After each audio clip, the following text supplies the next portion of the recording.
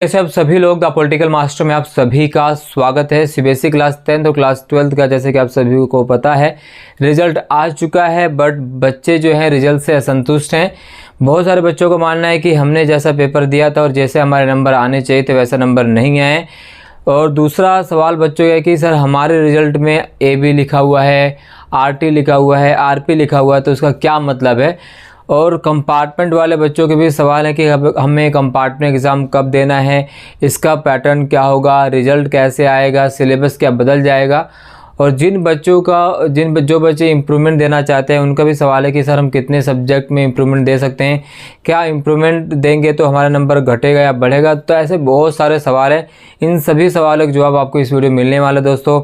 इसके बाद जो जेई के बच्चे जो जेई में पेयर करें उनका मानना सर हमारा तो 75% नहीं हो रहा है, तो हम 75% कैसे करें, इम्प्रूवमेंट कैसे करें कि हमारे 75% बच जाए और हम जेई में अपियर हो जाएं।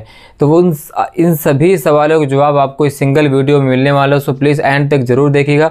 तो चलिए इस वीडियो को शुरू करते दोस्तों। सबसे पहले बात कर लेते हैं कि अगर आपके रिजल्ट में RB, ठीक है, RT, AP और या AB लिखा हुआ है तो इसका मतलब है कि इसेंशियल रिपीट। जी हाँ, RT का मतलब होता है कि रिपीट इन थ्योरी, यानी आप थ्योरी में फेल हैं और प्रैक्टिकल में पास हो, इसलिए आपको RT दिया गया है। तो इस बार जो है इसेंशियल रिपीट दिया गया है, यानी अगर आपके 5 सब्जेक्ट हैं तो अगर आप किसी एक सब्जेक्ट में RT आई हुई है तो आपको एक सब्जेक्ट में रिपीट देना है, ठीक है। अगर आपके 6 सब्जेक्ट हैं, अगर किसी 2 सब्जेक्ट में RT आई हुई है तो आप उनमें से किसी एक सब्जेक्ट में जो है आप कंपार्टमेंट एग्ज़ाम दे सकते हैं। RT का मतलब भी कंपार्टमेंट ही यहाँ पर आप जान लीजिए, ठीक है। अगर RT आ रही तो आपको RT का लिखा हुआ मतलब है कि आपको कंपार्टमेंट देना है।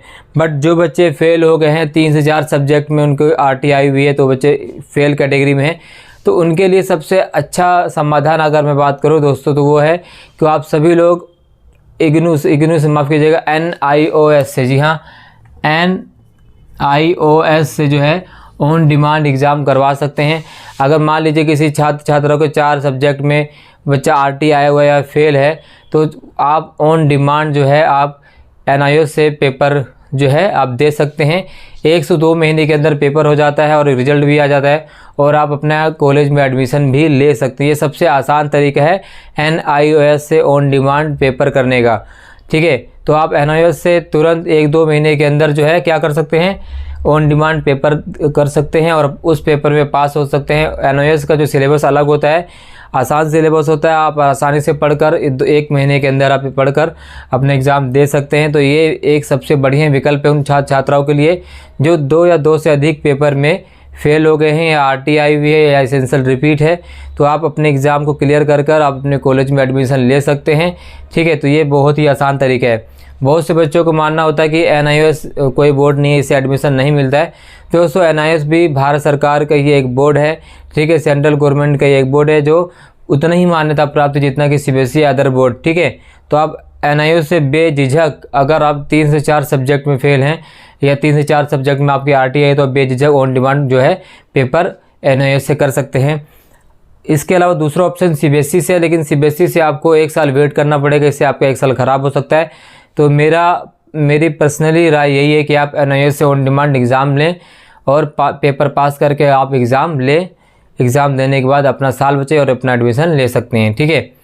जो बच्चे इम्प्रूवमेंट देना चाहते हैं, जिन बच्चों की कंपार्टमेंट आई है तो वो बच्चे उनकी कंपार्टमेंट और इम्प्रूवमेंट का एग्ज़ाम जो है वो 16 जुलाई से होने वाला है और जुलाई में ही इसका जो आपको नोटिफिकेशन मिल जाएगा कि आपका एग्ज़ाम कब है, डेट शीट आपकी जुलाई में आ जाएगी, ठीक है। क्या करना है, कैसे करना है, फॉर्म कैसे फिलअप करना है, वो सारी चीज़ें आपको जल्द ही नोटिफिकेशन के माध्यम से बता दी जाएगी CBSE के द्वारा।